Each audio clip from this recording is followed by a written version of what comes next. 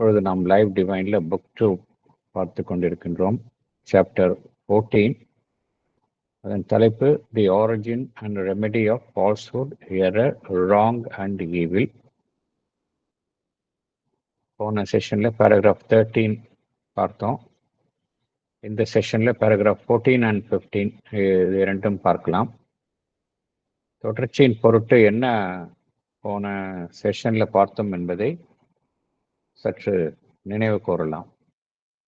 இப்ப என்ன பார்த்தோம், நமக்குள்ளேயே ஒரு நம்முடைய சைத்திய புருஷன், சைக்கிக் பீயிங், அதுதான் அனைத்திற்குமே சாட்சியாக இருக்கின்றது.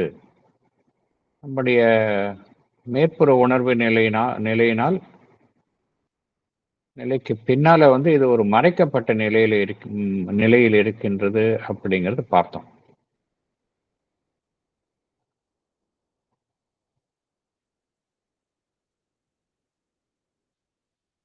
சைக்கிக் பீயிங் சைத்திய புருஷன் அது இத்தகைய எதிர்மறையான அனுபவங்கள், ஃபால்ஸ்ஹுட், ஈவில், பொய்மை, தீமை என்கின்ற எதிர்மறையான அனுபவங்களை இந்த உலகத்துல அதை எதிர்கொள்ளும் பொழுது அது இது குறித்த அனுபவங்களை அடைகின்றது. இந்த தீமை குறித்தும் துன்பம் குறித்தும் அது குறித்த அனுபவத்தை அது அடைகின்றது. அதே போல எது நன்மையோ, எது உண்மையிலேயே மகிழ்ச்சியை தரக்கூடியதோ அதனுடைய ரிலேட்டிவ் நேச்சர், சார்புடைய தன்மையையும் அது அறிகின்றது. இதையெல்லாம் கடந்து இருக்கக்கூடிய அது முழுமுதற் நிலையை எட்டுவதற்கான ஒரு அனுபவத்தை இத்தகைய எதிர்மறையான அனுபவங்கள் தருகின்றன அப்படிங்கிறத பார்த்தோம்.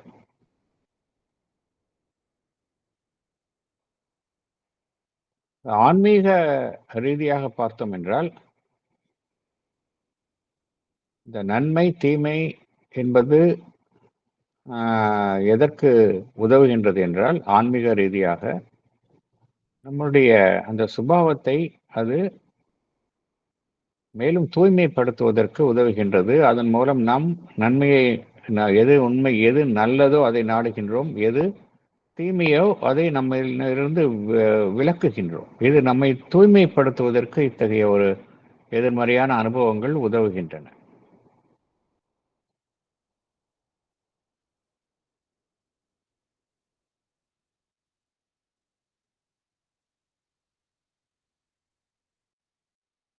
இந்த ரீதியில பார்க்க போனால், இந்த குட் அண்ட் ஈவில், நன்மை தீமை என்பது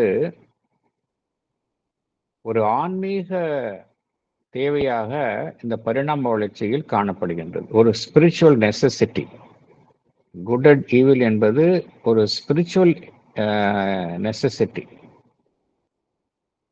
இந்த நம்மளுடைய ஆன்மன், சைக்கிக் பீயிங், இத்தகைய அந்த நன்மை தீமை என்கின்ற எதிரெதிரான அம்சங்கள் குறித்த அனுபவத்தை அடைவது ஒரு ஆன்மீக தேவையாக இந்த பரிணாம வளர்ச்சியில் காணப்படுகின்றது.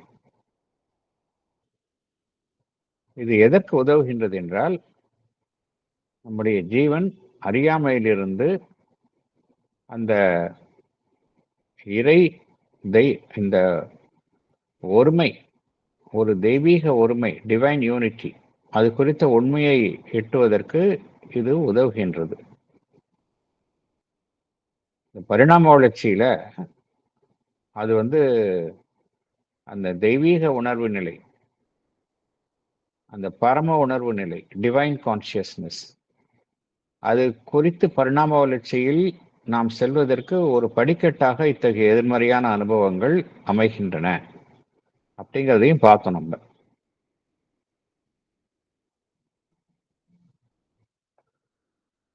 நம்மளுடைய மனம்தான் என்ன செய்கின்றது, இந்த டியூவாலிட்டி, நன்மை தீமை அப்படிங்கிறத ஒன்று நன்மையை நாடுகின்றது அல்லது தீமையை நாடுகின்றது.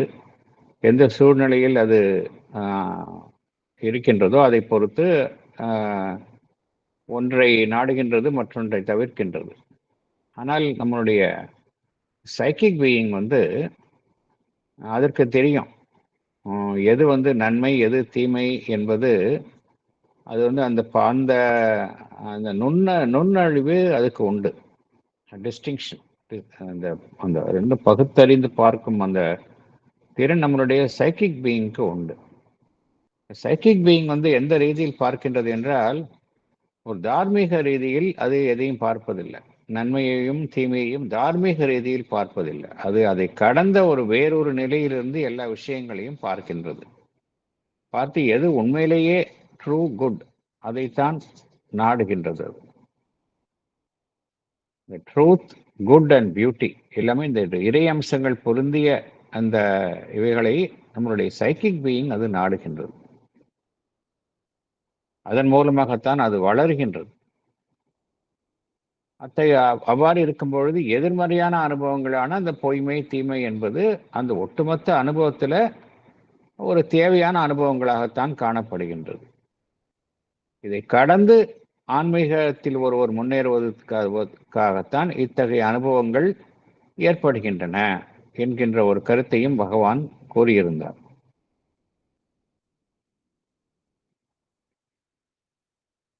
நம்முடைய சைத்திய புருஷனை எடுத்துக்கொண்டால்,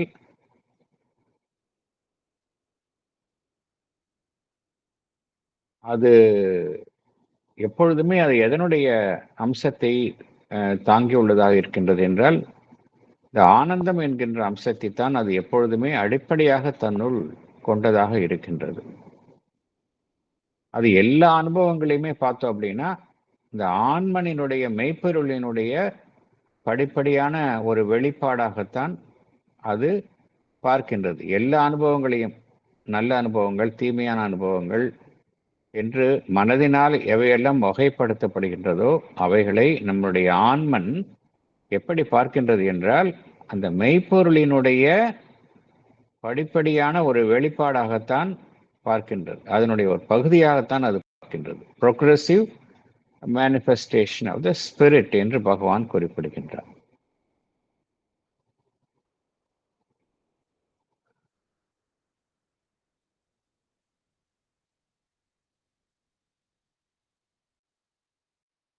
அது என்ன செய்கின்றது, எல்லா தொடர்புகளிலும் சரி, எல்லா எத்தகைய தொடர்புகளா இருந்தாலும் சரி, அந்த தொடர்புகளுக்கு உள்ள இருக்கக்கூடிய மறைந்துள்ள அந்த ஒரு இறைத்தன்மை, அதில் உள்ள ஒரு ஆனந்தம், அதைத்தான் அது கண்டறிகின்றது. அதிலிருந்து ஒரு தெய்வீக நோக்கத்தை அது எட்டுகின்றது. இதன் மூலம் என்ன நடைபெறுகின்றது என்றால், அதை நம்மளுடைய சைத்திய புருஷனை சார்ந்துள்ள மனமும் வாழ்வும் உணர்வற்ற நிலை, இன்கான்சியன்ஸ், அதிலிருந்து ஒரு ஹையர் கான்சியஸ்னஸ், உயர் உள்ள உணர்வு நிலைக்கு செல்லுவதற்கு இத்தகைய அனுபவங்கள் உதவுகின்றன அப்படிங்கிறத பார்த்தோம்.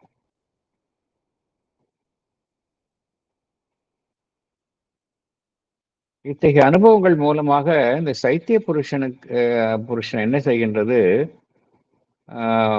ஒரு பிறவிதோறும் அது முன்னேறுகின்றது அப்படிங்கிறார். முன்னேற்றம் சைக்கிக் பீயிங்க்கு ஒரு பிறவியில மாத்திரம் ஏற்படுவதில்லை. இத்தகைய அனுபவங்களை அது வெவ்வேறு பிறவிகளில் எதிர்கொள்கின்றது. நன்மையான அனுபவங்கள், தீமையான அனுபவங்கள் என்கின்ற அனுபவங்களை மாறி மாறி ஒவ்வொரு பிறவியிலும் அது எதிர்கொள்கின்றது. அதன் மூலமாக அது வளருகின்றது அப்படிங்கிறார்.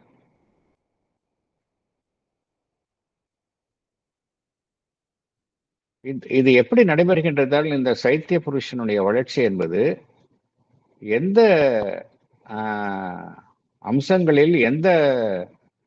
அம்சங்களில் இதனுடைய வளர்ச்சி காணப்படுகின்றது என்றால், இருளிலிருந்து ஒளிக்கு, அதே போல பொய்மையிலிருந்து உண்மைக்கு, துன்பங்களிலிருந்து ஆனந்தத்திற்கு, இவ்வாறு தான் அதனுடைய முன்னேற்றம் ஏற்படுகின்றது என்றும் பகவான் கூறியிருந்தார். இறுதியாக என்ன பகவான் கூறியிருந்தார்னா, ஆன்மனுக்கு எல்லாத்துக்கும் தெரியும். அந்த டிசர்ன் டிசர்ன் என்ன அர்த்தம்? வகைப்படுத்துதல், பிரித்து வகைப்படுத்துதல், சோல்ஸ் டிசர்ன்மெண்ட் அப்படின்னு சொல்லுவாங்க. அந்த இந்த இந்த ஆண்மனினுடைய புரிதல், எது நன்மையோ எது தீமையோ, அந்த ஆண்மனினுடைய புரிதல் வந்து மனம் வந்து வகைப்படுத்துகின்றது இல்லையா? இது நல்லது, இது கெட்டதுன்னு இது வந்து கிளாசிஃபை பண்ணுது. அதுக்கு இதுக்கும் டேலி ஆகாது. அப்படி மைண்ட்ஸ் ஆர்டிஃபிஷியல் ஸ்டாண்டர்ட்ஸ் அப்படிங்கிற. ஏன்னா மைண்டினுடைய ஸ்டாண்டர்ட்ஸ் வந்து நம்ம நல்லவங்கன்னு சொல்றோம், தீயவங்கன்னு சொல்றோம், இது நல்லது இது கெட்டதுன்னா சொல்றோம். இதெல்லாம் வந்து பகவான் என்ன சொல்றோம்? இதெல்லாம் செயற்கையானவை, ஆர்டிஃபிஷியல் ஸ்டாண்டர்ட்ஸ் அப்படிங்கிறார். ஆனால் இந்த ஆண்மனுக்கு வந்து ஒரு டீப்பர் சென்ஸ் இருக்கு. அதுக்கு வந்து சரியா தெரியும், ஷியோர் டிஸ்கிரிமினேஷன் இருக்கும். எது வந்து ஒரு உயர் ஒளிக்கு நம்மை அழைத்து செல்கின்றது, எது அதிலிருந்து நம்மை விளக்குகின்றது என்கின்ற அந்த பாகுபடுத்தும் தன்மை அது நம்மளுடைய ஆண்மனுக்குத்தான் தெரியும் அப்படிங்கிறார். ஸோ நம்ம மேற்புற அமைப்பில் இருக்கிற வரைக்கும் நமக்கு எது நன்மை எது தீமை அப்படிங்கிறது தெரியாது அப்படிங்கிறார். சைக்கிக் பீயிங்ல இருந்தால் தான் நம்ம வந்து எது நன்மை எது தீமைங்கிறது நமக்கு தெரியும், எது நம்மை அந்த உயர் ஒளிக்கு அழைத்து செல்லும், எது நம்மை அதிலிருந்து விளக்கும் என்பதும் அதுக்கு தான் தெரியும் அப்படிங்கிறார். அதுக்காக அதே போல அது அனைத்தையுமே சமமாக பாவிக்கும் அப்படின்னா என்ன அர்த்தம்? அது வந்து ஒரு இம்பார்ஷியலா தான் இருக்கும். சைக்கிக் பீயிங்கை பொறுத்த வரைக்கும் பார்த்தோம்னா அந்த நன்மை தீமை அப்படிங்கிற விஷயத்துல பார்த்தோம் அப்படின்னா ஒரு இம்பார்ஷியல் நியூட்ராலிட்டி, எதையும் சார்ந்தில்லாத ஒரு நடுநிலையைத்தான் அது வகிக்கும். அப்படி என்றால் அது அனைத்தையுமே ஏற்றுக்கொள்கின்றது அப்படிங்கிறது அர்த்தம் கிடையாது. எல்லா தீமையும் ஏற்றுக்கொள்கின்றது, நன்மையை வெறுக்கின்றது அப்படின்னு அர்த்தம் கிடையாது. அப்படின்னா என்ன அர்த்தம் அப்படின்னா அது வந்து ஒரு உயர் விதியினுடைய வழிநடத்துதலின் பேரில் நம்முடைய சைத்திய புருஷன் செயல்படுகின்றது அப்படின்னு பார்த்தோம். அதுதான் அர்த்தம் அங்க. அது என்ன அர்த்தம் அப்படின்னா அது வந்து அனைத்தையுமே அது வந்து ஒரு இம்பார்ஷியல் நியூட்ராலிட்டி, அதை அவ்வாறு அது எதிர்கொண்டாலும் என்ன இதுக்கு பொருள் என்ன அப்படின்னா ஒரு உயர் விதியின்படி தான் அதை சைத்திய புருஷன் அனைத்தையுமே பார்க்கின்றது, செயல்படுத்துகின்றது அப்படிங்கிறது அர்த்தம். இந்த உயர் விதி அப்படின்னா எந்த உயர் விதி அப்படின்னா அந்த சுப்ரீம் ட்ரூத், அந்த பரம உண்மை, அதனுடைய ஒரு சுய விதி, self law of supreme truth, அதன் அடிப்படையில் தான் இந்த நம்முடைய சைத்திய புருஷனும் செயல்படுகின்றது. அது எல்லாம் நம்முடைய மனதினுடைய அளவீடுகள், பிராணமயத்தினுடைய அளவீடுகள், சமுதாயத்தினுடைய அளவீடுகள், இதையெல்லாம் தாண்டி இருப்பது. அது வந்து எப்படின்னா பிரபஞ்சம் தழுவிய ஒரு ஒரு விஷயம். அது யூனிவர்சல் குட், பிரபஞ்சம் தழுவிய ஒரு உண்மை. அது எல்லாத்திலுமே உள்ளா இருக்கக்கூடியது, தானே இருக்கக்கூடியது. அதனுடைய அம்சம் என்ன அப்படின்னு பார்த்தோம் அப்படின்னா நம்மளுடைய மனம் சார்ந்த விதிகள் அதெல்லாம் எப்படி இருக்கும்? எல்லாமே வந்து ரிஜிடா இருக்கும். இதுதான் இது இல்லை அப்படிங்கிற மாதிரி ரிஜிடா இருக்கும். ஆனா அந்த சுப்ரீம் ட்ரூத் அதனுடைய விதி எப்படி இருக்கும் அப்படின்னா ஒரு இளகிய தன்மையுடையதாக இருக்கும், இன்ஃபினிட்லி பிளாஸ்டிக்கா இருக்கும்.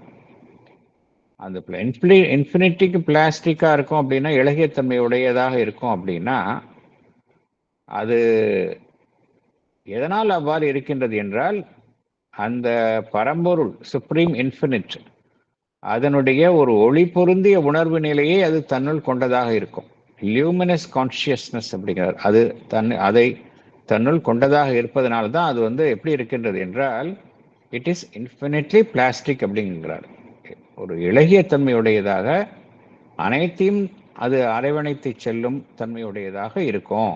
நம்மளுடைய மென்டல் ஸ்டாண்டர்ட்ஸ் படி ஒரு இறுகிய தன்மை இருக்காது, ஒரு ரிஜிடாக இருக்காது, ஆர்டிஃபிஷியலாக இருக்காது. இந்த நன்மை தீமை அப்படிங்கிறதுலாம் நம்ம ஆர்டிஃபிஷியலாக செயற்கையாக நாமே ஏற்படுத்தி கொண்ட ஒரு ஒரு ஒரு லேபிளிங், நாமே வகைப்படுத்துகின்றோம். இது நன்மை இது தீமை என்று செயற்கையாக நாம் ஏற்படுத்துகின்றோம். அது மாதிரி இருக்காது.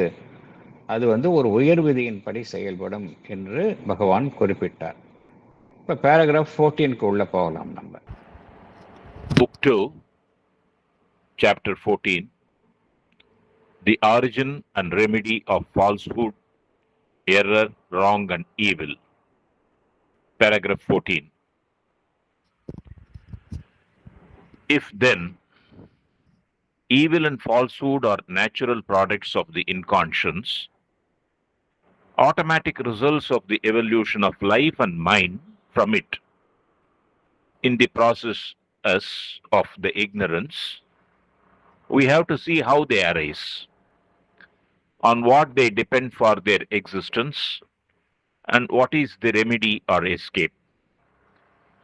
In the surface emergence of mental and vital consciousness from the inconscience is to be found the process by which these phenomena come into being.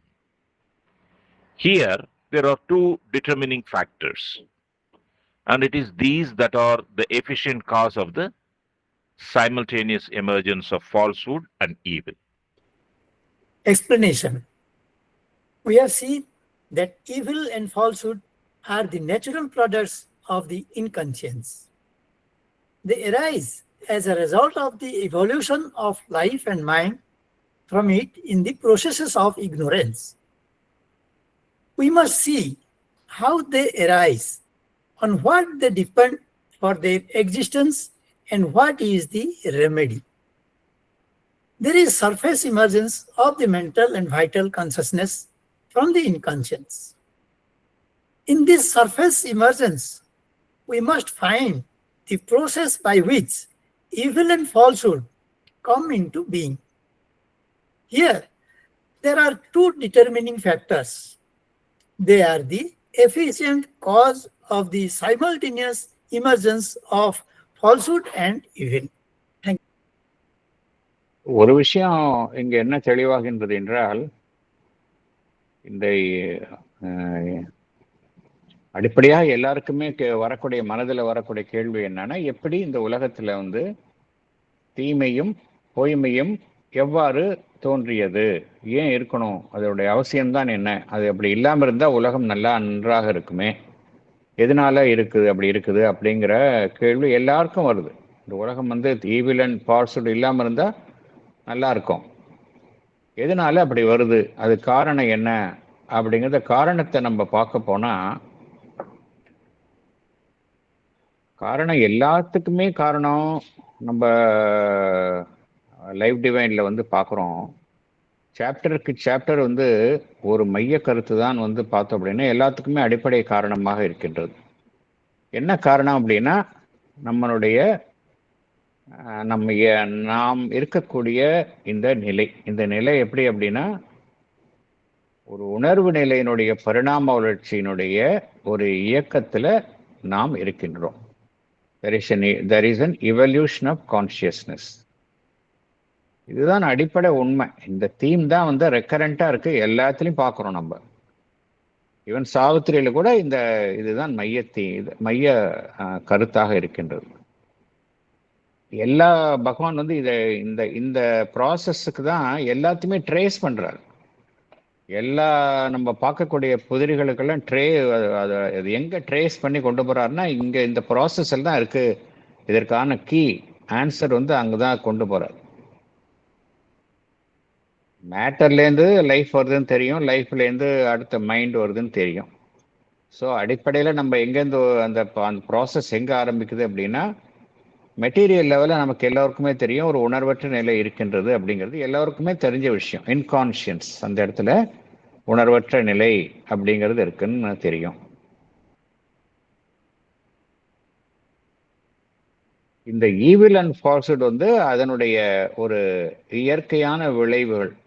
இந்த இன்கான்ஷியன்ஸ்லேருந்து வரக்கூடிய இந்த செயல்பாடுல தான் வருது அப்படிங்கிறது தெரியுது.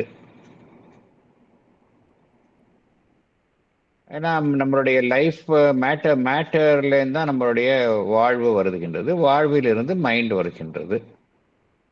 இதில் வந்து என்ன காண்கின்றோம், இன்கான்ஷியன்ஸ்லேருந்து வரும்பொழுது அது இக்னோரன்ஸும் கூடவே சேர்ந்துக்குது அப்படிங்கிறத நம்ம பார்த்தோம்.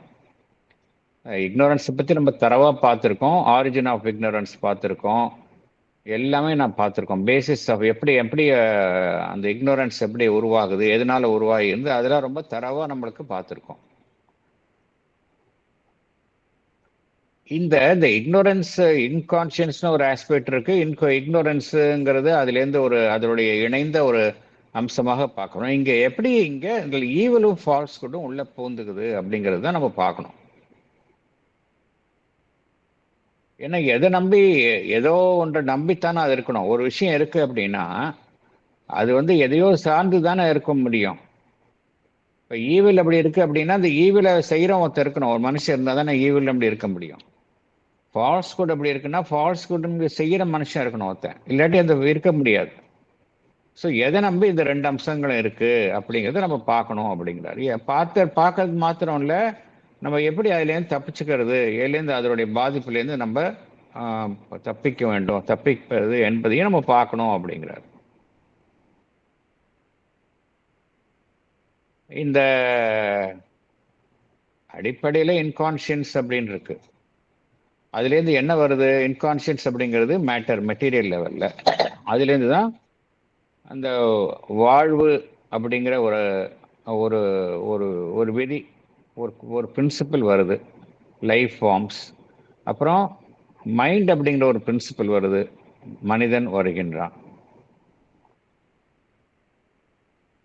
இந்த வெளிப்பாட்டில் தான் இந்த இந்த மனம் வாழ்வு என்கின்ற உணர்வு நிலையினுடைய வெளிப்பாடு, இன்கான்ஷியன்ட் மெட்டீரியல் கான்ஷியன்ஸ்லேருந்து இவை இரண்டும் வெளிப்படும் அந்த ஸ்டேஜில் தான் இது வருது அப்படிங்கிறார். இந்த ஃபால்ஸ்ஹுட் அண்ட் ஈவில் அப்படிங்கிறது இந்த ஸ்டேஜில் தான் வருது, இதை தான் நம்ம பார்க்கணும் அப்படிங்கிறார். இல்லை ரெண்டு விஷயம் வந்து தீர்மானிக்கின்றது அப்படிங்கிறார்.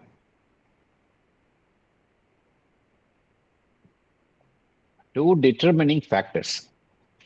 அதுதான் வந்து எப்படி இங்கே ஈவில் அண்ட் ஃபால்ஸ்ஹுட் இந்த உலகத்தில் வருகின்றது என்பதை தீர்மானிக்கின்றது அப்படிங்கிறார்.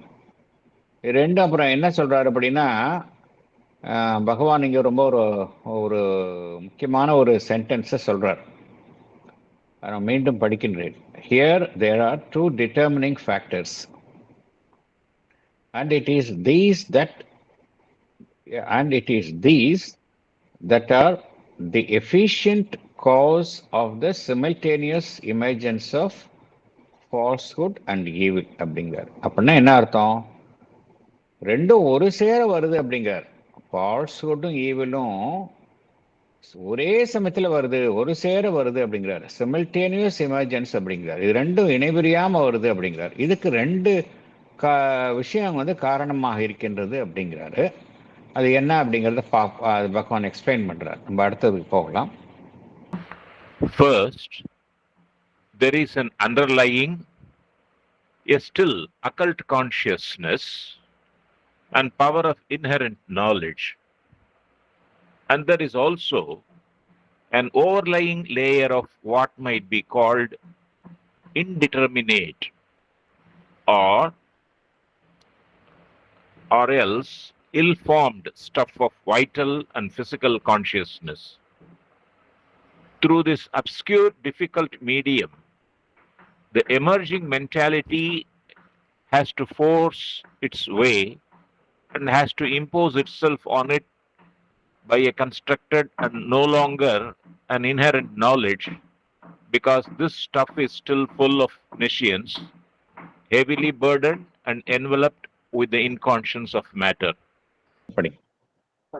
The first cause is an underlying, a still occult consciousness and power of inherent knowledge, and an overlying layer of an ill-formed stuff of vital and physical consciousness. This is an obscure, difficult medium through which the emerging mentality has to force its way. The mental consciousness has to impose itself on this difficult medium by a constructed and no longer an inherent knowledge, because the ill-formed layer of vital and physical consciousness, as it is emerging from the inconscience, is full of nescience, It is a heavily burdened and enveloped with the inconscience of matter. Thank you, sir. ரெண்டு விஷயம் பார்த்தோம் இல்லையா? எப்படி வந்து ஒரு சேர வெளிப்படுதல், பொய்மையும் தீமையும் எப்படி ஒரு சேர வெளிப்படுகின்றது அப்படிங்கிறதுக்கு 2 டிட்டர்மினிங் ஃபேக்டர்ஸ், 2 முக்கியமான காரணங்கள் இருக்கின்றது அப்படிங்கிறத நம்ம பார்த்தோம். அது என்ன 2 முக்கியமான காரணங்கள் அப்படின்னா, எல்லாத்துக்கும் அடிப்படையில பார்த்தோம் அப்படின்னா, எல்லாமே நம்ம இன்கான்ஷியன்ஸ்னு சொல்றோம். இன்கான்ஷியன்ஸ்னு சொன்னா கூட அதுக்குள்ள என்ன இருக்குன்னு நம்ம பார்த்துருக்கோம். லைவ் டிவைன்ல there is a secret consciousness அப்படிங்கிறத நம்ம பார்த்துருக்கோம். எதுவுமே வந்து எந்த நிலையிலும் வந்து கான்ஷியஸ்னஸ்ஸே இல்லைன்னு சொல்லவே முடியாது. எதை நம்ம இன்கான்ஷியன்ஸ்னு சொல்றோமோ அதுக்குள்ள there is an involved consciousness அப்படிங்கிறத நம்ம பார்த்துருக்கோம். அதுதான் உண்மை. இப்போ மேட்டர்னு எடுத்துக்கிட்டோம் அப்படின்னா, மேட்டர்ல வந்து வெளியிலேருந்து பார்க்கறதுக்கு எப்படி இருக்கு? ஒரு சடப்பொருளாக இருக்கு. அது என்ன ஜடம் தானே அப்படின்னு சொல்றோம். ஜடம் போல அப்படின்னு சொல்றோம். என்ன ஒரு ஜடம் போல இருக்கிறியே அப்படின்னு நம்ம சொல்றோம். ஆனால் அந்த ஜடம்னு எதை சொல்றோமோ அதுக்குள்ள ஒரு கான்ஷியஸ்னஸ் இருக்கு அப்படிங்கிறது உண்மை. அதை சயின்டிஃபிக்காக நம்ம ப்ரூவ் பண்றாங்க இல்லையா? இன்னைக்கு எல்லா சடப்பொருள்லையும் ஒரு அட்டாமிக் ஆக்டிவிட்டி இருக்குதுங்கிறத நம்ம பார்க்குறோம் இல்லையா? அட்டாமிக் ஆக்டிவிட்டி இருக்கு, அதுக்குள்ள ஒரு எனர்ஜி ஃபீல்டு இருக்கு அப்படிங்கிறத பார்க்குறோம். எனர்ஜி ஃபீல்டுங்கிறது என்ன அப்படின்னா கான்ஷியஸ்னஸ் தான். இந்த எது வந்து முற்றிலும் உணர்வற்ற நிலைன்னு சொல்றோமோ அதுக்குள்ள வந்து ஒரு மறைந்துள்ள ஒரு கான்ஷியஸ்னஸ் இருக்கு. இது வந்து அடிப்படை உண்மை. இது அடிப்படை உண்மையை நம்ம புரிஞ்சுக்கணும். அதுதான் பகவான் சொல்றார்.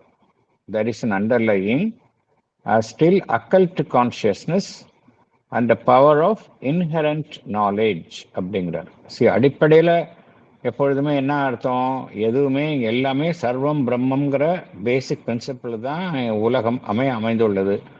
உலகமே அந்த பரம்பொருளினுடைய வெளிப்பாடு அப்படிங்கிறது தான் பேசிக் ட்ரூத்.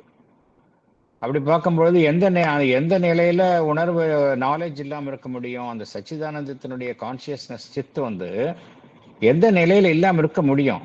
நிச்சயமா அதுக்குள்ள இருந்தாகணும் இல்லையா? அதைத்தான் சொல்றார். எதை நம்ம இன்கான்ஷியன்ஸ் சொல்றோமோ அங்க வந்து ஒரு அக்கல்ட் கான்சியஸ்னஸ் இருக்கு, ஒரு இன்ஹரண்ட் நாலேஜ். இன்ஹரண்ட்னா உள்ளேயே இருக்கக்கூடிய inherent knowledge, power of inherent knowledge அது இருக்கு. இது ஒரு பக்கம் இருக்கு. அதே சமயம் இது உள்ள இருக்கு, மேல ஒரு லேயர் இருக்கு. மேல ஒரு லேயர் எப்படி இருக்கு அப்படின்னா, எதுவுமே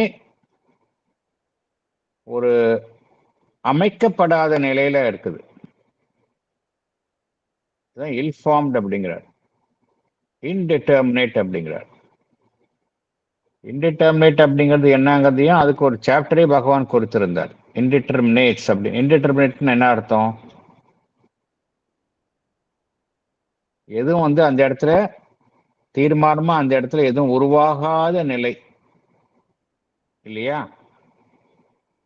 அதுக்கு பகவான் வந்து என்ன சொல்லியிருந்தார்? எதை நம்ம இன்டிட்டர்மினேட் சொல்றோமோ அதுவும் ஒரு டிட்டர்மினேட் தான். அதுதான் அந்த இன்டிட்டர்மினேட்டா இருக்கு அப்படிங்கிறதையும் சொல்லியிருந்தார். எது இன்டிட்டர்மினேட்னு, அதாவது இன்டிட்டர்மினேட்டா எதுவும் உருவாகாத நிலை, அது அல்லது உருவாகும் நிலையில் தருவாயில் இருக்கக்கூடிய ஒன்று, அதுதான் அர்த்தம். இப்போ பொருள் இருக்கு, பொருள் நல்லா ஃபார்ம் ஆகிற வரைக்கும் நம்ம என்ன சொல்லுவோம்? இன்னும் அந்த பொருள் வந்து உருவாகும் நிலையில் இருக்குது அப்படின்னு சொல்லுவோம்.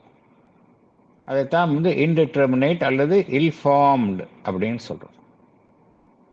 இப்போ இந்த எது அந்த இடத்த இது அது மாதிரி உருவாகாத நிலையில இருக்கு அப்படின்னா, ஏன்னா மேட்டர்லேருந்து டைரக்டா மைண்டுக்கு வர்றது இல்லையே. ஒரு சடப்பொருள் இருக்கு, அதுலேருந்து டைரக்டாக மனுஷன் வர்றான் கிடையாது. அப்படியே படிப்படியாக ஒரு சில உயிரினங்கள், தாவர இனங்கள், விலங்கினங்கள், அப்புறம் அப்படியே படிப்படியாக வருது. ஸோ ஒரு பக்கம் உள்ள வந்து இந்த சீக்ரெட் கான்ஷியஸ்னஸ் இருக்கு. அதுக்கு மேல ஒரு லேயர்ல என்ன இருக்கு? இன்னும் சரியான உருவாக்கப்படாத நம்மளுடைய வைட்டல் அண்ட் பிசிக்கல் கான்ஷியஸ்னஸ் அது இருக்கு, மேல இருக்கு. ஏன்னா எல்லாம் உருவாகும் தருவாயில இருக்கு, ஆனா உருவாகல. இது ரெண்டும் இது ஒரு கீழே ஒரு லேயர், அது ஒரு மேலே ஒரு லேயர்ல இருக்கு.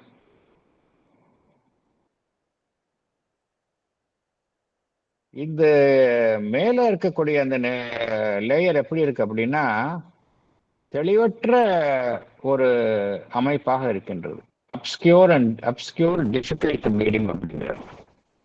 சரி, எதுவுமே வந்து நல்ல உருவான பிறகு வந்து நல்லா தெரியும். இப்ப மனிதன் அப்படிங்கிறவன் நல்ல உருவாகிய நிலையில் இருக்கிறான்.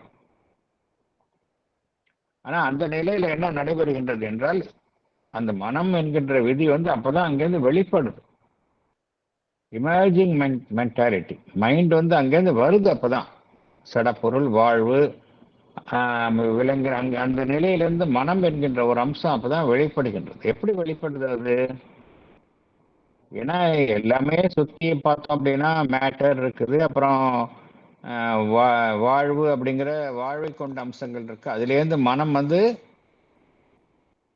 ஒரு மிகுந்த சக்தியுடன் தன்னுடைய வழியை அமைத்து கொண்டு வெளிப்படுகின்றது. ஹேஸ் டு ஃபோர்ஸ் இட்ஸ் வே அப்படிங்கிறார். அப்பதானே வர முடியும், இல்லாட்டி வர முடியாது இல்லை. அது ரொம்ப ஒரு பிளீக்கா இருந்ததுன்னா அப்படியே அமுங்கிடும்.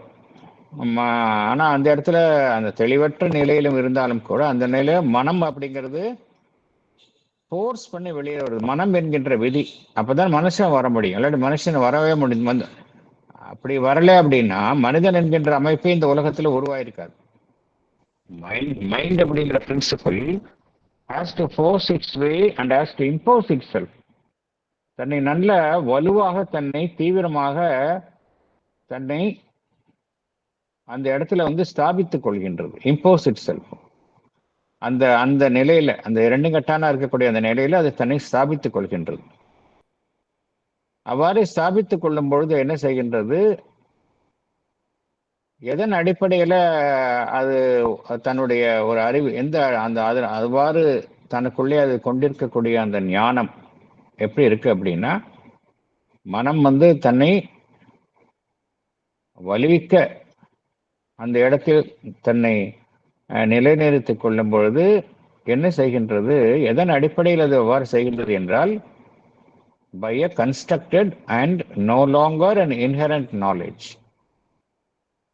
The secret knowledge அப்படிங்கிறது உள்ளுக்குள்ள இருக்கக்கூடிய விஷயம். அது வந்து அதுல ஒன்றும் இது இருக்காது. ஆனா இதுல மனம் வந்து அந்த நிலையில் எப்படி செய்கின்றது? எல்லாமே constructed knowledge has to impose itself on it by a constructed and no longer an inherent knowledge. ஏன் வந்து நமக்கு வந்து நம்மளுடைய மென்டல் நாலேஜ் வந்து ஒரு அப்சல்யூட் நாலேஜ் இல்லை அப்படின்னா நம்ம மனிதன் என்னதான் வந்து நல்ல வெகுவாக முன்னேறி இருந்தாலும் கூட நம்மளுடைய நாலேஜ் எல்லாம் எப்படின்னா கன்ஸ்ட்ரக்டட் நாலேஜ் தான். நாலேஜ் அப்படிங்கிறது பகவான் கொடுக்கக்கூடிய விளக்கம் என்ன அப்படின்னா நாலேஜ் அப்படிங்கிறது வெளியிலேருந்து தெரிவித்துக் கொள்வது இல்லை அப்படிங்கிறார். மைண்டு தான் வந்து நாலேஜை வெளியில தேடுது. Mind is a seeker of knowledge அப்படிங்கிறார். மைண்ட் வந்து does not possess the knowledge அப்படிங்கிறார். நாலேஜ் அப்படிங்கிறது உள்ளுக்குள்ளே இருக்கக்கூடிய விஷயம். அது மைண்ட் வந்து என்ன செய்யுது? அது வெளியில தேடுது. ஏன்னா மைண்ட் வந்து இத்தகைய நிலையில் மைண்ட் வந்து இன்னும் வாழ்வினுடைய பிடியில் இருக்குது, உடலினுடைய பிடியில் இருக்குது. மேட்டர் அண்ட் லைஃப் டாமினேட் பண்றதுனால அது வந்து அதனுடைய நாலேஜ் வந்து அப்சல்யூட் நாலேஜ் கிடையாது. ஒரு இவால்விங் ஸ்டேஜில் மைண்ட் இருக்கிறதுனால அதனுடைய நாலேஜ் வந்து அப்சல்யூட் நாலேஜ் கிடையாது. எல்லாமே கன்ஸ்ட்ரக்டட் நாலேஜ் அப்படிங்கிறார். அதனால தான் வந்து பகவான் என்ன சொல்றார்? மென்டல் நாலேஜ் வந்து ஃபைனல்னு சொல்ல முடியாது. சூப்ரா மென்டல் நாலேஜ் தான் வந்து அப்சல்யூட் நாலேஜ் அப்படிங்கிறார். மென்டல் நாலேஜ் எப்பொழுதுமே நம்ம வந்து it is always subject to change. அங்கே இன்ஹரண்ட் நாலேஜ் கிடையாது. என்ன அப்படின்னா இன்னும் நம்ம வந்து நம்ம கிட்ட நம்ம எந்த சுமையும் நம்ம எல்லாமே சுமந்து கொண்டு இருக்கின்றோம் அப்படின்னா நம்ம எல்லார்ட்டையும் சுமை என்னன்னா நம்மளுடைய கீழ் உள்ள வாழ்வினுடைய அம்சங்கள். நம்மகிட்டயே விலங்கினுடைய அம்சங்களும் இருக்கு, நமக்கிட்டயே அதுக்கும் கீழ் உள்ள வாழ்வு நிலைகளுடைய அம்சங்களும் நமக்கிட்டயே இருக்குது. நம்மகிட்டயே வந்து பார்த்தோம்னா சடப்பொருளினுடைய அந்த அம்சமும் இருக்கு, எல்லாமே நம்மகிட்ட இருக்கு. அதனாலதான் நம்மளுடைய மைண்ட் வந்து மென்டல் நாலேஜ் வந்து ஒரு அப்சல்யூட் நாலேஜ் அப்படின்னு சொல்ல முடியாது அப்படிங்கிறார். இதுதான் இந்த கருத்தை தான் சொல்றாரு. ஸோ இது வந்து நான் எப்படி அந்த நம்மளுடைய மைண்ட் அப்படிங்கிற ஸ்டேஜ் எப்படி இருக்குங்கிறத டிஸ்கிரைப் பண்றாரு. Through this obscure, difficult medium, the emerging mentality has to force its way and has to impose itself on it by a constructed and no longer an inherent knowledge, because this stuff is still full of nescience. Nescience என்ன அர்த்தம் அப்படின்னா அங்கே absence of knowledge அப்படின்னு அர்த்தம். Full of nescience, heavily burdened and enveloped with the inconscience of matter. இதெல்லாம் நம்ம சுமக்கிறோம். நம்ம ஏன் நம்மளுடைய மைண்ட் வந்து இன்னும் பார்க்க அந்த சூப்பர் மைண்ட் மாதிரி இருக்கல அப்படின்னா நம்ம still we are being pulled down by the burden of நம்மளுடைய மெட்டீரியல் அண்ட் லைஃப் எலிமெண்ட்ஸ். அதனால தான் நமக்கு இன்னும் அந்த மைண்ட் வந்து இன்னும் லிபரேட்டடாக இல்லை அப்படிங்கிறார். இது ஒரு காரணம் அப்படிங்கிறார். இந்த ஒரு காரணம். என்ன காரணம்? அந்த ஈவில் இதுலேருந்து எப்படி ஈவிலும் ஃபால்ஸும் உருவாகுங்கிறதுக்கு அடுத்த ஸ்டெப்பில் சொல்கிறார். பகவான் வந்து ஸ்டெப் பை ஸ்டெப்பாக நமக்கு வந்து எக்ஸ்பிளைன் பண்ணுறார். அடுத்தது போகலாம். Next, the emergence takes place in a separated form of life which has to affirm itself against a principle of inanimate material inertia and a constant pull of that material inertia towards disintegration and a relapse into the original inanimate inconscience. This separated life form has also to affirm itself, supported only by a limited principle of association, against an outside world which is, if not hostile to its existence, yet full of dangers, and on which it has to impose itself, conquer life room, arrive at expression and propagation if it wishes to survive. Next, the emergence takes place in a separated form of life.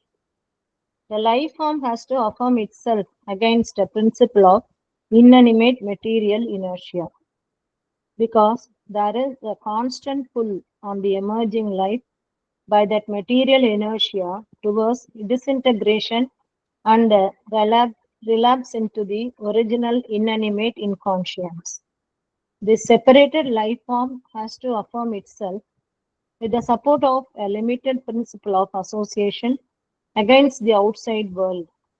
This outside world, though not hostile to its existence, is yet full of dangers.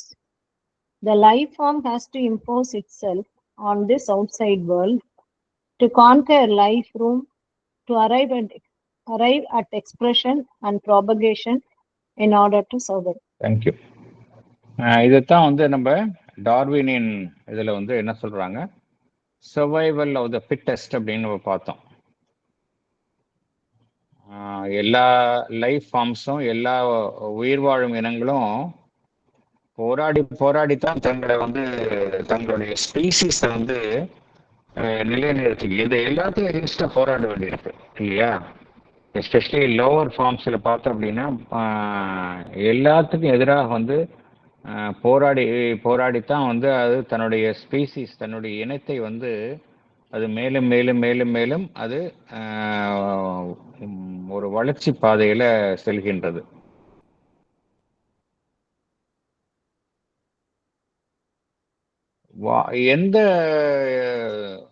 என்ன இதில் வந்து இந்த ஒட்டுமொத்த பிரபஞ்சத்தை எடுத்துக்கிட்டோம் அப்படின்னா எது வந்து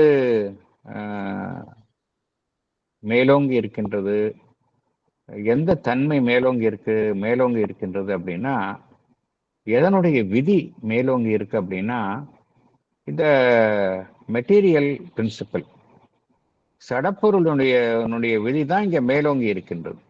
அதுக்கப்புறம் மனிதன் அப்படிங்கிற வந்துட்டான். மனுஷன் இப்போ எல்லாத்தையுமே வந்து கண்ட்ரோல் பண்ண ஆரம்பிச்சிட்டான். எல்லாத்தையுமே ஒட்டுமொத்த பிரபஞ்சத்திலையும் பார்த்தோம் அப்படின்னா, அது உலகத்தில் முதல்ல மனிதன் தான் வந்து எல்லாத்தையுமே தன்னை கண்ட்ரோல் பண்ணினாலும் பார்க்குறோம். நம்ம still we are at the mercy of nature அப்படிங்கிறத பார்க்குறோம் இல்லையா? வி ஆர் ஸ்டில், என்னதான் நம்ம மனிதன் வந்து ஒரு வல்லமை பொருந்திய ஒரு அமைப்பாக மாறினாலும் கூட, இயற்கை அப்படிங்கிறத பார்க்கும்போது மனிதன் வந்து அதனுடைய ஒரு தயவு தான் இருக்கிறான். மனிதன் அப்படி இருக்கிறான். அதுக்கு மனிதனுக்கு முந்தைய தோன்றிய வாழ்வினுடைய அமைப்புகள்லாம் பார்த்தோம் அப்படின்னா, எல்லாமே பார்த்தோம் அப்படின்னா ஒரு போராடித்தான் வந்து பார்த்தோம் அப்படின்னா, ஒரு ஸ்பீசிஸ் வந்து நிலையாக இருக்கு அப்படின்னா அது பல்வேறு போராட்டங்களை சந்தித்து தான் அது தன்னை நிலைநிறுத்திக் கொள்கின்றது. போராட்டம் அப்படின்னா அதனுடைய சூழ்நிலைகளில் இருந்து அதற்கு தரப்படும் ஒரு எதிர்ப்பு. இது எல்லா லெவல்லையும் நம்ம பார்க்கலாம். சில ஸ்பீசிஸ் வந்து அழிந்து போய்விடுகின்றது, சில ஸ்பீசிஸ் வந்து இருந்தாலும் அது மேலும் மேலும் அப்படியே இன்னும் பார்க்குறோம் அப்படின்னு இதுதான் பார்க்குறோம். இதுதான் சொல்றார் பகவான். என்ன சொல்றார் அப்படின்னா, ஒவ்வொரு வாழ்வினுடைய அமைப்பும் வந்து தனித்தனியான பிரிவுகளாக மாறுகின்றதை பார்க்குறோம்.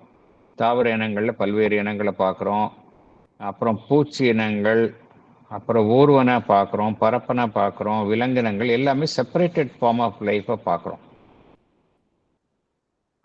இது எல்லாமே பார்த்தோம் அப்படின்னா எதற்கு எதிராக தங்களை ஸ்தாபித்துக் கொள்ளணும் அப்படின்னா, இந்த principle of inanimate material inertia. எல்லாமே இனானிமேட் விஷயம் தானே, உயிரில்லாத விஷயங்கள்ல தான் அந்த இது அதில் இருந்து கொண்டு தான் நம்ம வந்து நம்மளுடைய இருப்பை வந்து நம்ம வந்து ஊர்ஜிதம் செய்து கொள்கின்றோம். அப்படிதான் எல்லாமே செய்கின்றது, எல்லா வாழ்வினங்களும் அப்படிதான் செய்கின்றது. Against the principle of inanimate material inertia அப்படிங்கிறார். இது மாத்திரம் இல்லை, a constant pull of that material inertia towards disintegration. இப்போ அந்த சடப்பொருளை சார்ந்த அந்த மந்த நிலை மெட்டீரியல் இனர்ஷியா அப்படிங்கிறார். இனர்ஷியான்னு என்ன அர்த்தம்? மந்த நிலை. மெட்டீரியல்னா சடப்பொருளை சார்ந்ததுன்னு அர்த்தம். அது என்ன செய்யுது அப்படின்னா, எல்லாத்தையும் கீழே பிடிச்சி இழுக்குது, தன்னை நோக்கி கீழே பிடிச்சி இழுத்துக்கிட்டே இருக்குது. இது மனிதனையும் தான் அவ்வாறு செய்கின்றது. நம்மிடம் காணப்படக்கூடிய அந்த சோம்பேறித்தனம், எதெல்லாம் வந்து தாமச குணங்கள் எல்லாம் பார்த்தோம் அப்படின்னா, அது அப்படின்னா நம்மளுடைய மெட்டீரியல் ஃபுல் மெட்டீரியல் இனர்ஷியா அதுதான் வந்து நம்ம வந்து தொடர்ச்சியாக இழுத்துக்கொண்டே இருக்கின்றது. ஏன்னா நம்மளுடைய உடல் தானே, உடலை நம்பி தான் நம்மளுடைய வாழ்வு இருக்கு, உடல் நம்பி தான் நம்மளுடைய மனம் செயல்படுகின்றது. உடல்ங்கிறது நத்திங் பட் மேட்டர் இல்லையா? அந்த மேட்டர்னு சொல்லும் பொழுது அதற்கே உரித்தான ஒரு மந்த நிலை, ஒரு தாமச நிலை, அதற்கே உரித்தான மந்த நிலை இருக்கும். அதுதான் வந்து நம்ம வந்து மேலே கீழே எப்பொழுதுமே பார்த்தோம் அப்படின்னா எதிர நம்ம கீழே பிடிச்சி இழுத்துக்கிட்டே இருக்கு. டிஸ்இன்டெகிரேஷன். அப்புறம் relapse into the original inanimate inconscience. ஒரிஜினலாக என்ன இருந்தது? எந்த விதமான வாழ்வற்ற நிலை, உணர்வற்ற நிலைக்கு அதுக்கு போகுமாறு இழுத்து கொண்டே இருக்கின்றது. அந்த போராட்டத்தில் தான் எல்லா மனிதனும் செயல்பட்டு கொண்டிருக்கின்றான். ஒரு நிலையில அந்த போராட்டம் இது பண்ணும் பொழுது உடல் என்ன செய்கின்றது? உடல் வந்து வென்று விடுகின்றது இல்லையா? மேட்ரு வந்து மனிதனை வென்று விடுகின்றது. இறுதியில மனிதன் மாண்டு போகின்றான். Again that is not we are not the matter only. அதை நம்ம படிச்சிருக்கிறோம். மேம்போக்கா பார்த்தா மேட்டருக்கு தான் வெற்றி கிடைக்கிற மாதிரி இருக்கின்றது, உடல் அழிகின்றது அப்படிங்கிறத பார்த்தோம். ஆஸ் இஃப் அந்த விக்டரி யாருக்கு அப்படின்னா மேட்டருக்கு அப்படிங்கிற மாதிரி மேம்போக்கா இருக்கு. ஆனால் அது மாதிரி கிடையாது. பகவான் என்ன சொல்றார்? டெத்து டிஸ்இன்டிகிரேஷன் வந்து it's a process of life அப்படிங்கிறார். லைஃப் என்ன செய்யுது? ஓகே, நீ எனக்கு இவ்வளோ நாள் நீ செட் பண்ண, இப்போ நீ சரியா இல்லை, okay I will discard you and take an another body அப்படின்னு லைஃப் வந்து இட் கண்டினியூஸ் ஜேர்னி அப்படிங்கிறத நம்ம பார்த்தோம். Death is a process of life அப்படிங்கிறது தான் பகவானினுடைய கருத்து. லைஃப் அப்படிங்கிற லைஃப் டிவைன் சாப்டர்ல நம்ம பகவான் சொல்லியிருந்தார். டெத் மூலமா என்ன நடைபெறுகின்றது, இந்த ப்ராசஸ் ஆஃப் லைஃப் வந்து கண்டினியூ ஆகுது அப்படிங்கிறத பார்த்தோம். இருந்தாலும் என்ன இதில் அர்த்தம் அப்படின்னா, அந்த என்ன காரணத்தினால உடல் அழிகின்றது, இந்த வாழ்வினுடைய அமைப்புகள் வந்து என்ன காரணத்தினால அந்த மெட்டீரியல் இனர்ஷியாவால கீழே இழுக்கப்படுகின்றன அப்படிங்கிறது இதுதான் காரணம். இதற்கு எகென்ஸ்டாக தான் அந்த ஒவ்வொரு வாழ்வினுடைய அமைப்புகளும் மேலே மேலே மேலே மேலே அப்படியே எழும்புகின்றன.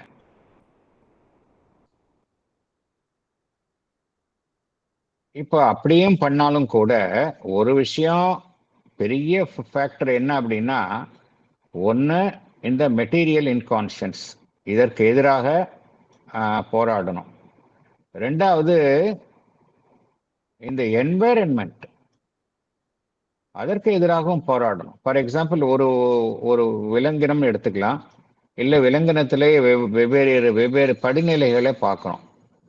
ஒவ்வொரு நிலையில் இருக்கக்கூடிய விலங்கினமும் பார்த்தோம் அப்படின்னா அதற்கு எதிர்ப்பு நிறையா இருக்கும். மற்ற விலங்கினங்கள் அதுக்கு மேலே வந்து அதுக்கு மேலே வந்து ஒரு ஆக்கிரமிப்பு செய்யும், இல்லை அதை உணவாக உண்ணும்.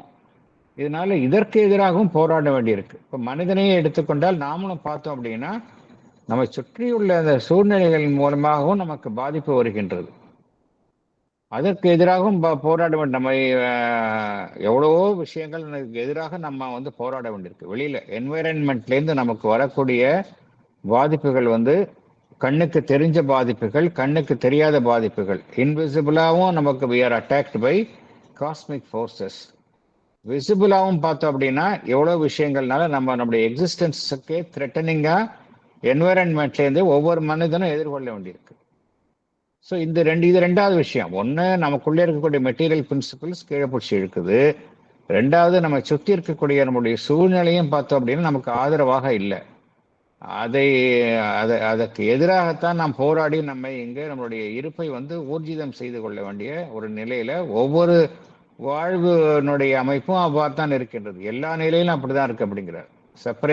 Separated life form has to affirm itself supported only by a limited principle of association. இப்போ இது என்ன பண்றது, ஒன்றுடன் ஒன்று சேர்ந்து கொள்கின்றோம். மனிதனை எடுத்துக்கொண்டா அப்படின்னா நம்ம ஏன் அந்த எல்லாரோடையும் சேர்ந்துக்கிறோம் அப்படின்னா, சேர்ந்து கொள்வதன் மூலம்தான் நம்ம என்ன செய்கின்றோம், நம்முடைய இருப்பை ஊர்ஜிதம் செய்து கொள்கிறோம். அது எல்லா நிலையிலும் பார்க்குறோம். எல்லா நிலையிலும் பார்த்தோம் அப்படின்னா ஒன்றுடன் ஒன்று சேர்ந்து கொள்கின்றன. விலங்கினங்களும் பார்த்தோம் அப்படின்னா ஒன்றுடன் ஒன்று சேர்ந்து கொள்கின்றன. சேர்ந்து கொண்டு மற்ற அமைப்புகளிலிருந்து தங்களுக்கு பாதிப்பு வரும்பொழுது தங்களை பாதுகாத்துக் கொள்கின்றன.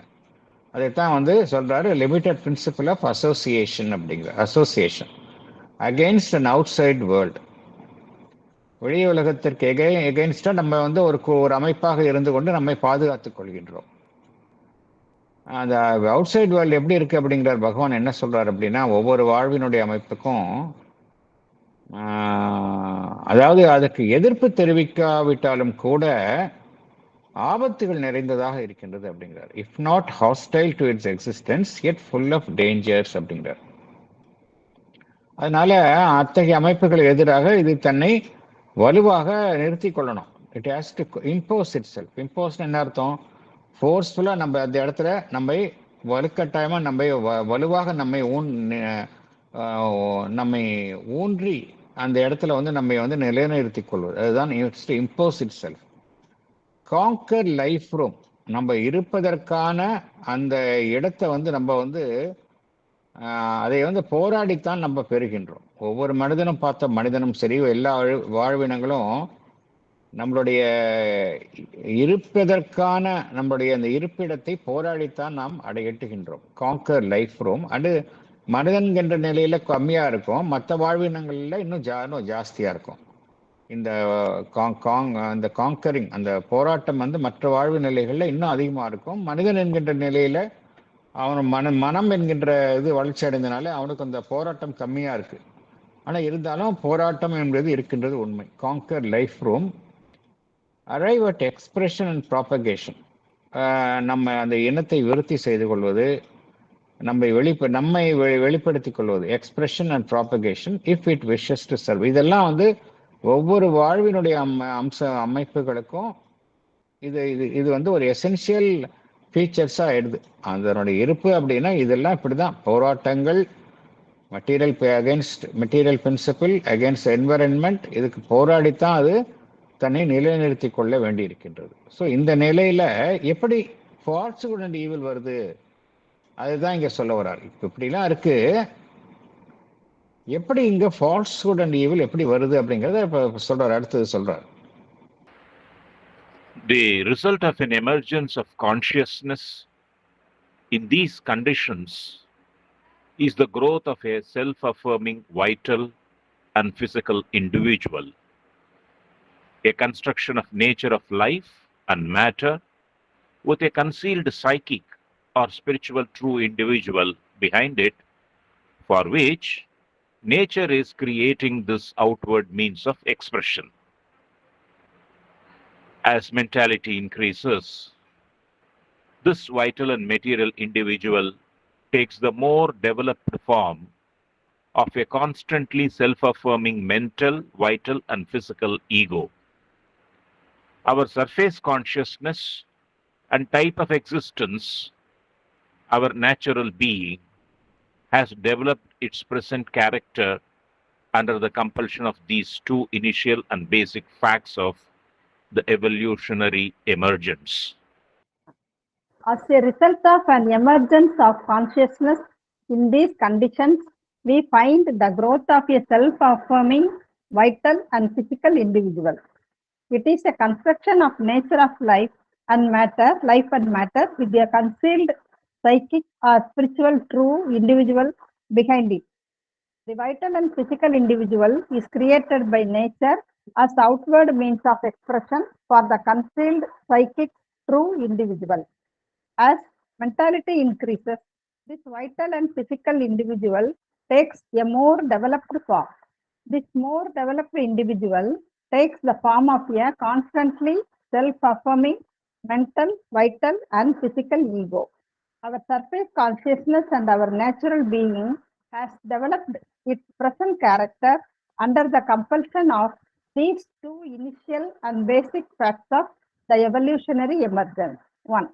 The ill-formed layer of vital and physical consciousness, which is heavily burdened and enveloped with the inconscience of matter. Second, the more developed form of a constantly self-affirming mental, vital and physical ego. Thank you. எது வந்து தன்னை வெளிப்படுத்திக் கொள்கின்றது என்றால் இந்த consciousness, emergence of consciousness அப்படிங்கிற consciousness தான் வந்து எல்லா நிலைகளிலும் தன்னை வெளிப்படுத்திக் கொள்கின்றது. மேட்டர் இருக்குது, மேட்டர்லேருந்து லைஃப்லேருந்து மைண்ட், அதோட அசோசியேட்டட் ஃபார்ம்ஸ் எல்லாம் பார்த்தோம். அது மூலமாக என்ன நடைபெறுகின்றது என்றால் there is an evolution of consciousness, emergence of consciousness. இந்த எமர்ஜென்ஸ் ஆஃப் கான்சியஸ்னஸ்னுடைய விளைவாகத்தான் நம்ம பார்க்குறோம் வெவ்வேறு அமைப்புகள் வந்து வருகின்றதை பார்க்குறோம். தாவர இனங்கள் வருகின்றது, அப்புறம் ஒரு செல் இனங்கள்லேருந்து தாவர இனங்கள், பூச்சி இனங்கள், வெவ்வேறு different highly evolved life forms, அப்புறம் மனிதன் அப்படிங்கிறதெல்லாம் உருவாகுகின்றதை பார்க்குறோம். ஸோ அடிப்படையில் எது பேசிக்காக இருக்குது, ஒரு இணைக்கும் இழையாக எது அனைத்திற்கும் பின்னால் இருக்கின்றது என்றால் அது எமர்ஜென்ஸ் ஆஃப் கான்சியஸ்னஸ். அதுதான் எல்லாத்துக்கும் பின்னாடி இருக்கு. மைய ஒரு விதியாக அதுதான் செயல்படுகின்றது. இதுல நம்ம பார்த்தோம் வாழ்வினுடைய அமைப்புகள் பார்த்தோம், எப்படி தன்னை எல்லாத்துக்கும் எதிராக தங்களை ஒரு வலுக்கட்டாயமாக தங்களுடைய இருப்பை வந்து ஊர்ஜிதம் செய்து கொள்கின்றன எல்லா வாழ்வினுடைய அமைப்புகளும் அப்படிங்கிறதெல்லாம் நம்ம பார்த்தோம். ஏன்னா இது வந்து டிஃப்ரெண்ட் ஸ்டேஜஸ்ல அப்படியே வருதுங்கிறத பார்த்தோம். அப்புறம் மனிதன்கிறவன் வந்து விடுகின்றான். மனிதன் வந்து இந்த ப்ராசஸ்ல மனிதன் என்பவன் வந்து விடுகின்றான். மனிதன் என்பவன் எப்படிப்பட்டவனா இருக்கின்றான்? Self affirming vital and physical individual அப்படிங்கிறார். ஸோ இந்த எல்லாருமே வந்து பார்த்தோம் அப்படின்னா, ஒரு சின்ன குழந்தையாக இருந்தாலும் சரி, வயது முதிர்ந்த ஒரு மனிதனாக இருந்தாலும் சரி, என்ன செய்கின்றோம்? நம்முடைய இருப்பை நாம் நாமே உறுதி செய்து கொள்கின்றோம். எல்லா நிலைகளும் பார்த்தோம் அப்படின்னா அது வெவ்வேறு ரூபத்தில் நம்ம வந்து உறுதி செய்து கொள்கின்றோம். செல்ஃப் அஃபர்மிங் வைட்டல் அப்படிங்கிறார். growth of a self affirming vital. நம்ம வாழ்வில் வந்து இருக்கணும், உயிரோட இருக்கணும் தானே எல்லாருமே ஆசைப்படுறோம். அதுதானே பேசிக் இன்ஸ்டிங்டா இருக்கு. பேசிக் இன்ஸ்டிங்டா ஒரு மனிதனுக்கு என்ன இருக்கு அப்படின்னா, மூச்சு விடணும், உயிரோட இருக்கணும் ஃபர்ஸ்ட். அதுதான் வந்து செல்ஃப் அஃபர்மிங் வைட்டல் அப்படிங்கிறார். இது வந்து இன்ஸ்டிங்டிவா நமக்குள்ளே இருக்கக்கூடிய, நமக்கு மனிதன் கிட்ட இருக்கக்கூடியது என்ன அப்படின்னா செல்ஃப் அஃபர்மிங் வைட்டல். அந்த பேசிக் பார்த்தோம் அப்படின்னா உயிர் வாழறதுக்கு இருக்கு. அப்புறமா அது வந்து ஈகோ அப்படிங்கிறது வந்த அப்புறம் நிறைய விஷயங்கள் அதோட சேர்த்துக்குது. அதோட பேசிக் பார்த்தோம் அப்படின்னா அந்த செல்ஃப் அஃபர்மிங் வைட்டல் அப்படிங்கிறது தான் பேசிக்கா இருக்கு. அப்புறம் பிசிக்கல் இண்டிவிஜுவல், நம்மளுடைய உடல் வந்து நம்ம பாதுகாக்கணும். உடல் வந்து இந்த ஒரு சூழ்நிலையில உடல் அதனுடைய தேவைகள், அதுக்காக அதை நம்ம வந்து போஷிக்கின்றோம், எல்லாம் செய்து அதை நம்ம பாதுகாப்பாக வைக்கிறோம். ஸோ இந்த நம்மகிட்ட இருக்கிற மேஜராக இருக்கக்கூடிய ஒரு செயல்பாடு என்னன்னு பார்த்தோம் அப்படின்னா self affirming vital and physical individual அப்படிங்கிற ஒரு அமைப்பாகத்தான் ஒரு தனி மனிதன் இருக்கின்றான். அவன் யாரு? தனி மனிதன் என்கின்ற அமைப்பு அப்படிங்கிறவன் யாரு அப்படின்னா, அவன் வந்து ஒரு இயற்கை அதாவது வாழ்வு சார்ந்த இயற்கையினால் உருவாக்கப்பட்ட ஒரு அமைப்பு தான் மனிதன். Construction of nature of life அப்படிங்கிறார். ஒரு வாழ்வு சார்ந்த இயற்கையினுடைய ஒரு உருவாக்கம் தான் மனிதன். வாழ்வு மாத்திரம் இல்லை, அவங்ககிட்ட சடப்பொருளுடைய அம்சமும் இருக்கு. 2 அம்சம் இருக்குது. Construction of nature of life and matter அப்படிங்கிறாரு.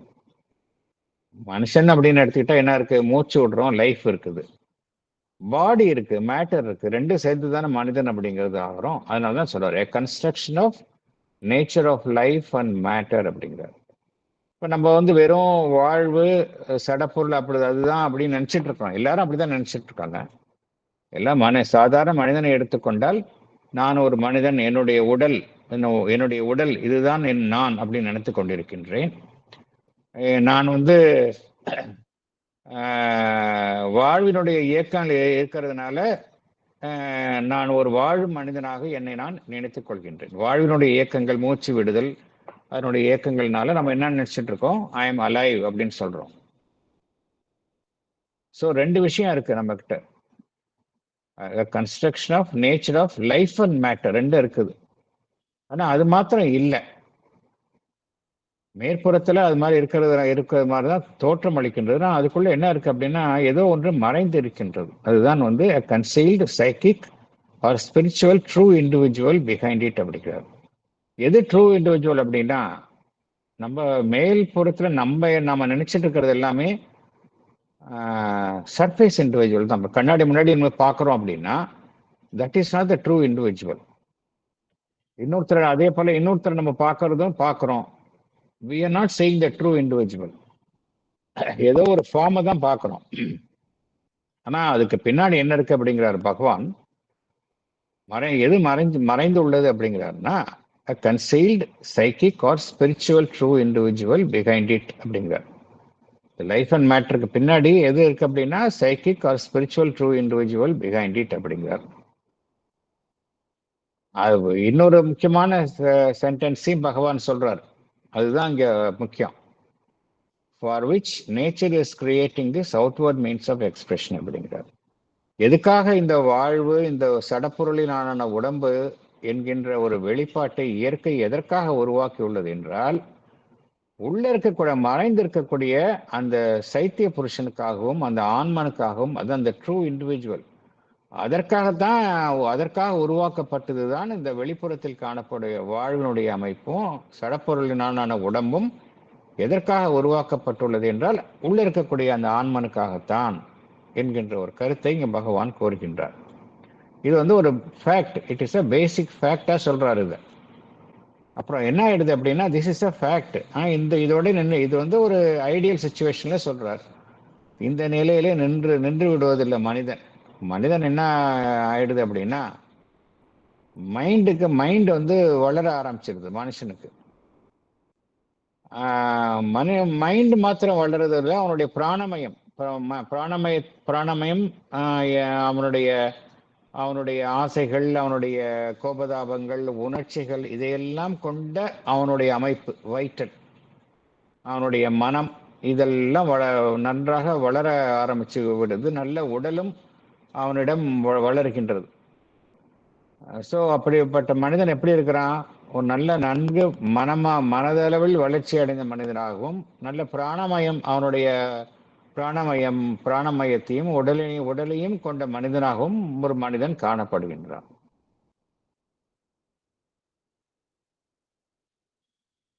இதுல முதல்ல பார்த்தோம் அப்படின்னா, ஆரம்பத்தில் பார்த்தோம் அப்படின்னா, ஃபர்ஸ்ட் ஜஸ்ட் உயிர் வாழறது இந்த இடத்துல இருக்கு. இந்த இடத்துல மற்ற லைஃப் ஃபார்ம்ஸ்க்கெல்லாம் பார்த்தோம் அப்படின்னா, பேசிக் நெசசிட்டிஸை ஃபுல்ஃபில் பண்ணாலே போதும்.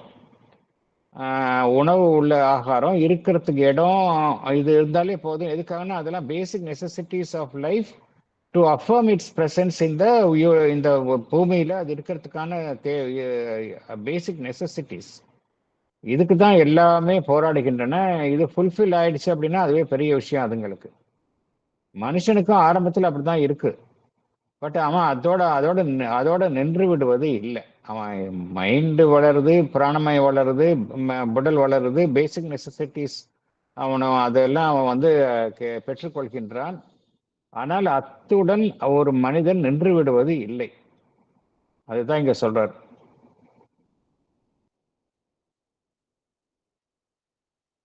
அவன் நன்றாக வளர்ச்சி அடைகின்றான். வளர்ச்சி அடையும் போது என்ன நடைபெறுகின்றது என்றால், நம்ம பார்த்த மைண்டுன்னு பார்த்தோம், அந்த வைட்டல் அப்படிங்கிறது பார்த்தோம், உடம்பு அப்படிங்கிறத பார்த்தோம். இதை சுற்றி ஒரு ஈகோ ஃபார்ம் ஆயிடுது அவனுக்கு. மென்டல், வைட்டல், பிசிக்கல் ஈகோ அப்படிங்கிறார். இது ஃபார்ம் ஆயிடுது அவனுக்கு. முதல்ல பேசிக்கா இருக்கு, பேசிக் ரிக்குவயர்மெண்ட்டா இருக்கு. அப்புறம் அது சுற்றி ஈகோ ஃபார்ம் ஆயிடுது. அதுதான் சொல்றார். as mentality increases, this vital and material individual takes the more developed form of a constantly self-affirming mental, vital and physical ego அப்படிங்கிற இங்கதான் ப்ராப்ளம் வருது அப்படிங்கிற. ஈகோ அப்படிங்கிறது வந்த பிறகுதான் ப்ராப்ளம் வருது அப்படிங்கிற. ஸோ நம்ம எங்க இருக்கிறோம்? நம்ம ட்ரூ இண்டிவிஜுவலா கிடையாது. நம்ம ட்ரூ இண்டிவிஜுவல் அப்படிங்கிறது நம்மளுடைய சைக்கிக் பீயிங் தான் ட்ரூ இண்டிவிஜுவல். ஆனால் நம்ம ட்ரூ இண்டிவிஜுவல்ல நம்ம இருக்கிறது இல்லை. நம்ம பொதுவாக எப்படி இருக்கிறோம்?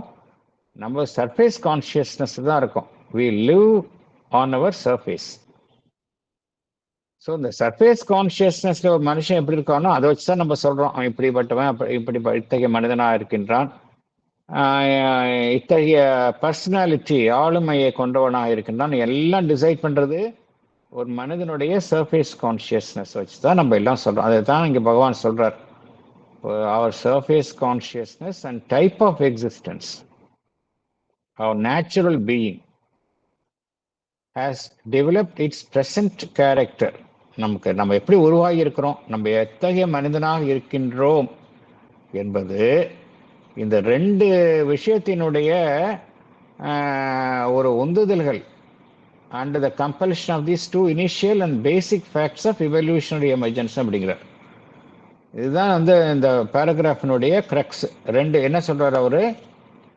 ரெண்டு விஷயம் சொல்றாரு. Two initial and basic facts of the evolutionary emergence அப்படிங்கிறார். Two initial and basic facts of the evolutionary emergence அப்படிங்கிறார். இந்த நிலையில தான் நம்ம இருக்கிறோம் அப்படிங்கிறார். எந்த 2 ஃபேக்ட்ஸ் அப்படின்னா, நம்பர் 1 நம்ம ஏற்கனவே பார்த்தோம், நம்மகிட்ட இருக்கக்கூடிய பிராணமயமாக இருக்கட்டும், உடலாக இருக்கட்டும், அதனுடைய உணர்வு நிலை வந்து இன்னும் இன்கான்ஷியன்ஸ்னுடைய புல்லில் தான் நம்ம செயல்பட்டு கொண்டிருக்கின்றோம். அதனுடைய நிழல் வந்து, அதனுடைய சாயல் வந்து எல்லா செயல்பாடுகளையும் எல்லா நிலைகளிலும் தொடர்வதை நம்ம பார்க்கலாம். ஃபுல் ஆஃப் த இன்கான்ஷியன்ஸ் வந்து எல்லா நிலைகளிலும் இன்கான்ஷியன்ஸ் ஆஃப் மேட்டர் இருக்கிறத நம்ம பார்க்கலாம். அதான் சொல்றார், and the ill formed layer of vital and physical consciousness which is heavily burdened and enveloped with the inconscience of matter. இது ஒன்று. அப்புறம் அதுக்கு அடுத்த நிலையில் எப்படி இருக்கு, ஒரு பக்கம் ஈகோ இருக்குது. The more developed form of a constantly self-affirming mental, vital, physical ego அப்படிங்கிறார். இந்த ரெண்டு தான் வந்து நம்ம யார் அப்படிங்கிறத, இந்த 2 ஃபேக்டர் தான் ஒவ்வொரு மனுஷனையும் வந்து டிசைட் பண்ணிட்டே இருக்கு கண்டினியூஸா. இந்த மனுஷன் எப்படி இருக்கிறான் அப்படின்னா, இந்த 2 விஷயம் தான் அவனை வந்து, இந்த 2 விஷயங்கள் தான் தீர்மானிக்கின்றது அப்படிங்கிறார். இதுல என்ன புரிஞ்சுக்கிறோம் அப்படின்னா, மெஜாரிட்டி ஆஃப் த பீப்புள் வந்து இந்த கண்டிஷன் தான் இருக்கிறாங்க. ஸோ இதுல எப்படி இதுல இருந்து எப்படி வந்து நம்ம ஈகோ, இந்த ஃபால்ஸ் குட்டும் இதுவும் எப்படி வருதுங்கிறது எக்ஸ்பிளைன் பண்றாரு. இது வந்து இந்த கண்டிஷன்ஸை புரிஞ்சுக்கணும். நம்ம இந்த கண்டிஷன்ஸ்ல இருக்கிறாங்க, பொதுவா மனுஷன் எப்படி இருக்கிறான், இதுல இருந்து எப்படி நம்ம கிட்ட வந்து ஃபால்ஸ் குட்டும் ஈவலும் உருவாகின்றது அப்படிங்கறத நம்ம பகவான் வந்து அடுத்த பேராகிராஃப்ல இருந்து எக்ஸ்பிளைன் பண்றாரு. ஸோ நம்ம வந்து as long as we live on our surface, நம்ம இந்த ஃபேக்டர்னால நம்ம இன்ஃப்ளூயன்ஸ் ஆகி தான் இருப்போம். ஸோ த ஒன்லி சொல்யூஷன் வந்து மனுஷனுக்கு வந்து என்ன ஒரு வே அவுட் அப்படின்னா, instead of living on the surface we have to start living within. அப்போ தான் இதனுடைய பாதிப்புலேருந்து நம்ம விடுபட முடியும். நேச்சுரலி ஒன்ஸ் இதுலேருந்து விடுபட்டால் இந்த ஃபால்ஸ்ஹுட் ஈவில்லேருந்து நம்ம தப்பிச்சிடலாம். அதுதான் அதனுடைய சொல்யூஷன். பேராகிராஃப் 15ல பகவான் விளக்குகின்றார். நம்ம அதை அடுத்த செஷனில் நம்ம பார்க்கலாம். நம்ம ஏன்னா அது ரொம்ப டீப்பாக போகிறோம் நம்ம அவசரப்பட வேணாம், பொறுமையாக நம்ம அடுத்த செஷனில் நம்ம பார்க்கலாம்.